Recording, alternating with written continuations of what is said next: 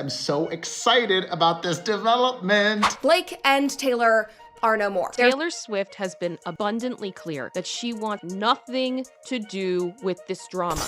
It's a song about how somebody could be your best friend and your companion and your most trusted person in your life, and then they could go and become your worst enemy who knows how to hurt you because they were once your most trusted person. There are sources that have come out to say that Taylor feels betrayed, that Blake Lively pulled her into this, that it's ruining her reputation. We are now talking about Taylor Swift again, and I know the last thing Taylor wants is to be linked to this mess. So basically her team is saying she does not want to be involved. Please leave her out of it. So here's the thing.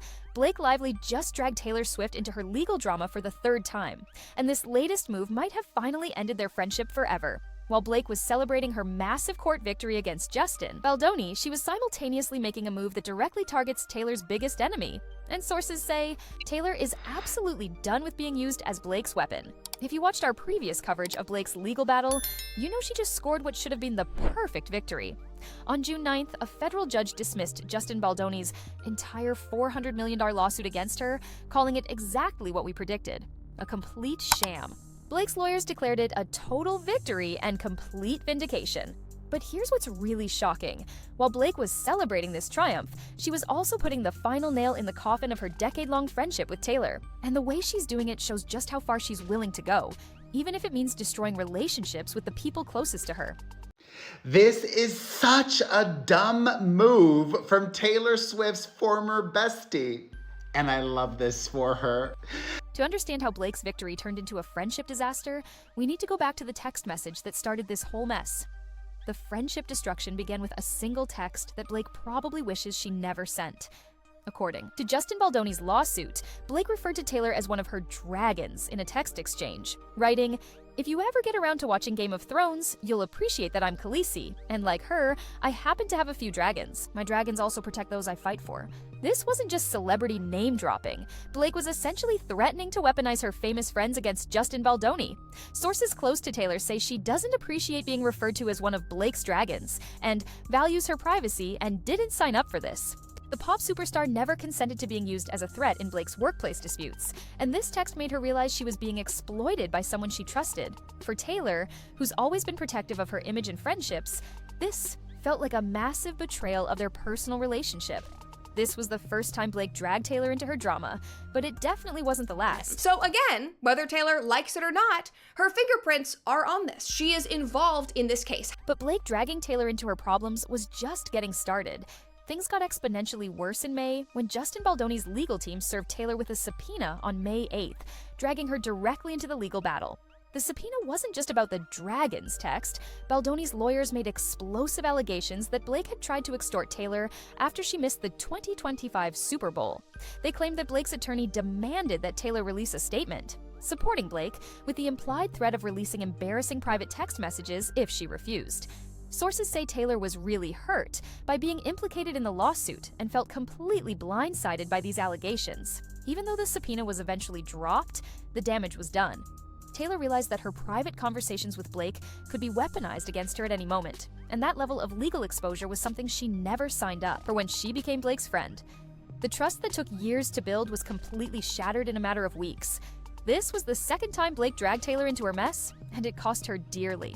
Although the dismissals was great news for Blake, she hasn't rekindled her relationship with Taylor yet. Taylor has not been in touch with Blake and still does not want to discuss anything to do with the lawsuit. Even before Blake's legal win, the friendship fallout was creating ripple effects throughout their entire social circle. Back in May, during the height of the subpoena drama, sources were already telling People magazine that Gigi Hadid was taking Taylor's side in this whole mess.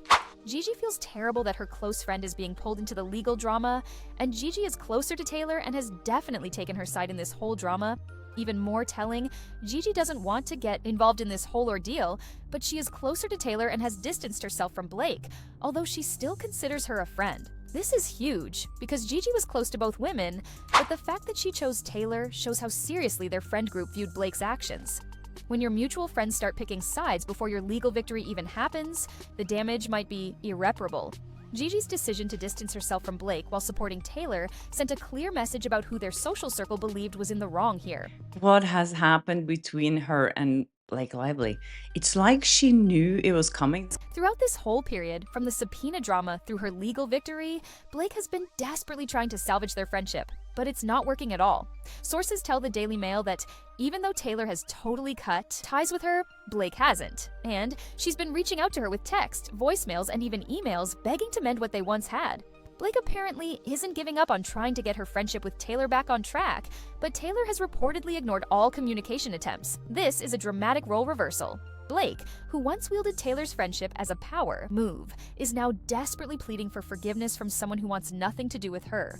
The fact that Blake is begging shows just how much she underestimated the consequences of dragging Taylor into her legal drama. Sources say there's been complete radio silence from Taylor's side, and the emotional damage from this betrayal means they won't pick up where they left off.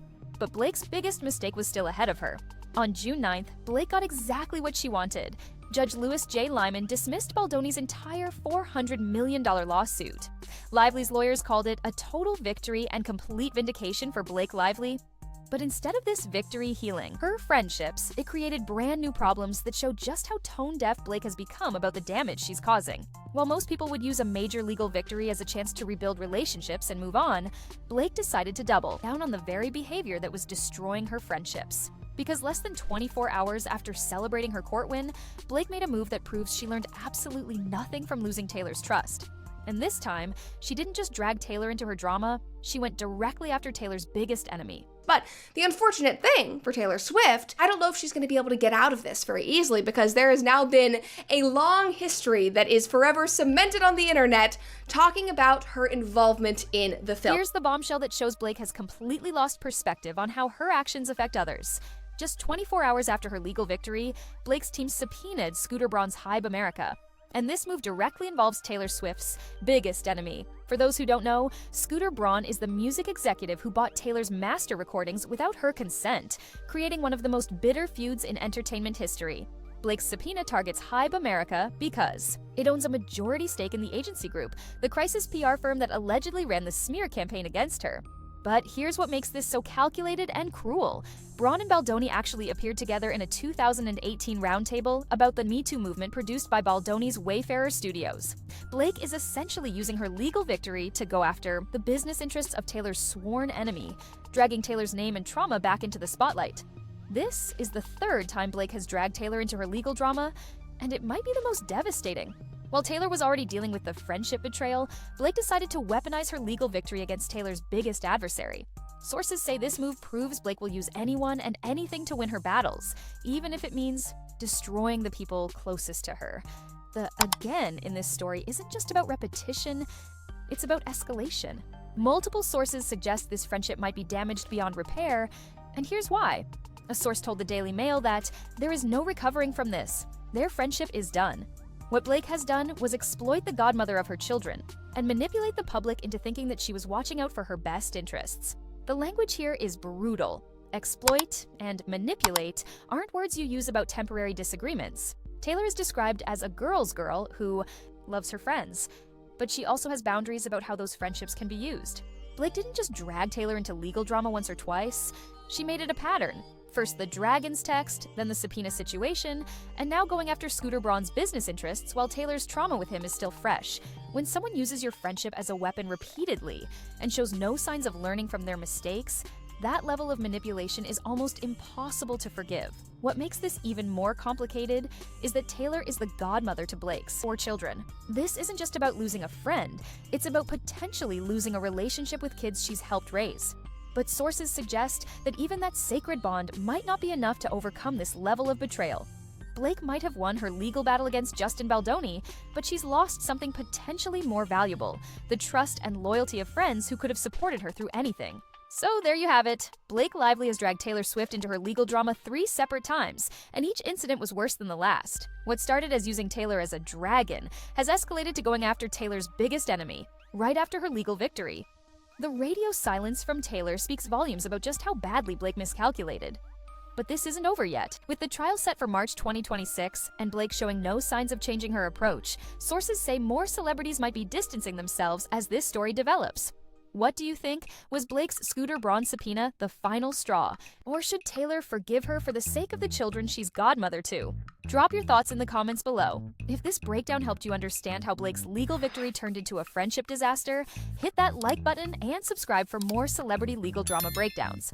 And ring that notification bell so you never miss our latest videos. Thanks for watching, and I'll see you in the next one.